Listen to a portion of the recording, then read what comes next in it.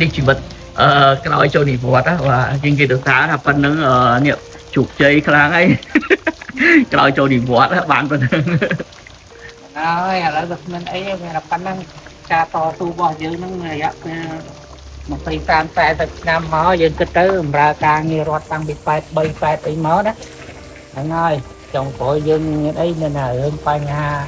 ការតស៊ូរបស់យើងកន្លងមកហ្នឹងវាបានសម្រេចហើយហ្នឹងហើយបានជោគជ័យដែលយើងបានទទួលប្រាក់បៀវត្សអត្រេតហ្នឹងហើយចឹងឃើញថាអរគុណអរិយខាវិបាលដែលបានយកចិត្តទុកដាក់ហើយដល់មន្ត្រីរាជការចូលនិវត្តន៍ហ្នឹងបានទទួលប្រាក់អត្រេតហ្នឹងគឺថាយើងនិយាយចប់នេះគឺជាជោគជ័យរបស់យើងហើយដែលបានទទួលប្រាក់បៀវត្សន៍ពីមួយជីវិតហ្នឹងហើយចឹងយើងការខិតខំរបស់យើងកន្លងមកវាមិនអត់ប្រយោជន៍ទេណាអត់ដែលមានស្អីហ្នឹងហើយមានថាកុំឲ្យ stress ក្នុងជីវិតរបស់យើងហ្នឹងប៉ុន្តែយើងចូលនិវត្តន៍ហើយយើងនៅរឹងមាំវាគឺជាជោគជ័យជាសំណាងរបស់យើងមួយដែលនៅមានអានេះគេថាអាចដើរបានដេកបានស៊ីបានហ្នឹងហើយអាចមានពេលជួបជុំបងប្អូនគ្រួសារអីយើងនៅសំណោះបានដោយសារយើងនៅរឹងមាំហ្នឹងហើយអ្នកខ្លះចូលអត្រេតទៅហ្នឹងថាវានិយាយចំជំងឺវាច្រើនបាទអញ្ចឹងមានពេលណាបានសុបាយប៉ុន្តែយើងបានអត្រេតតែយើងនៅរឹងមាំអញ្ចឹងយើងបានដើរជាមួយបងប្អូនកូនចៅយើងសំណោះបានដើម្បីគេថាបំបត្តិការអបទុកបំបត្តិ stress របស់យើងហ្នឹងណាធម្មតាតែចូលនិវត្តន៍ឲ្យភាគច្រើនវាច្រើន stress ចឹងដល់មានកិច្ចការអីហ្នឹងហើយដាំដុះអីតិចជួយទៅ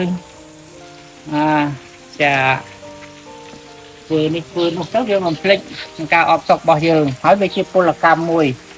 ហ្នឹងហើយដើម្បីយើងហ្នឹងមានអាដែងសរសៃសរសោមលងតាគៀករបស់យើងហ្នឹងគឺថាវាមានភាពរឹងមាំហ្នឹងហើយចឹងបានថានឹងចេះតែធ្វើនេះធ្វើនោះទៅកុំភ្លេចឥឡូវហ្នឹងវាពេលចូលនិវត្តន៍ហើយមិនមែនណាប្រទេសខ្ញុំផ្ទះហើយបាទបោកជូតបោកគក់ចឹងទៅតែធ្វើនេះធ្វើនោះចឹងទៅយើងអត់យើងនៅធ្វើបានមិនបាច់ចាំយកឈ្នួលយកអីមកទេពីមុនមានឈ្នួល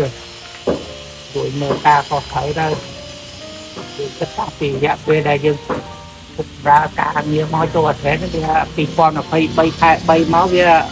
គិតដល់ថ្ងៃនេះវាចូល3ឆ្នាំជាង2ឆ្នាំ3ឆ្នាំហើយបាទហើយយើងគិតទៅបើសិនជាយើងយកឈ្នួលយកអីមកជួយមើលមួយខែស្អុយបំផុតក៏វាចូលប្រហែលជា50-60 ម៉ឺនណាបាទហើយ50-60 ម៉ឺនយើងគុណមួយឆ្នាំទៅឃើញឆ្នាំវាចូលហើយជា1000ជាងអញ្ចឹង3-4ឆ្នាំហ្នឹងក៏អស់5-6-7,000ហ្នឹងហើយហើយអញ្ចឹងនេះយើងឥឡូវចេះនៅកម្លាំងរឹងមាំនេះយើងចេះធ្វើខ្លួនយើងទៅធ្វើនេះធ្វើនោះទៅបំបត្តិការអបទុកផងឲ្យទៅទៅសូមយើងមានភាពរឹងមាំផងយើងកុំមកដល់បតុនហ្នឹងហើយយើងដល់បតុនពេលអត់បានទេចេះធ្វើនេះធ្វើនោះចឹងទៅហ្នឹងហើយវាអត់មានចការអីធំដុំគេទេគាត់ថាមានតែតំណាំតំណយក្បែរផ្ទះទីទូយើងចេះធ្វើទៅបោចស្មៅបោចវល់ចឹងទៅវាហ្នឹងហើយដាំដុះទីទួយសម្រាប់កន្លែងធម្មជាតិរបស់យើងណា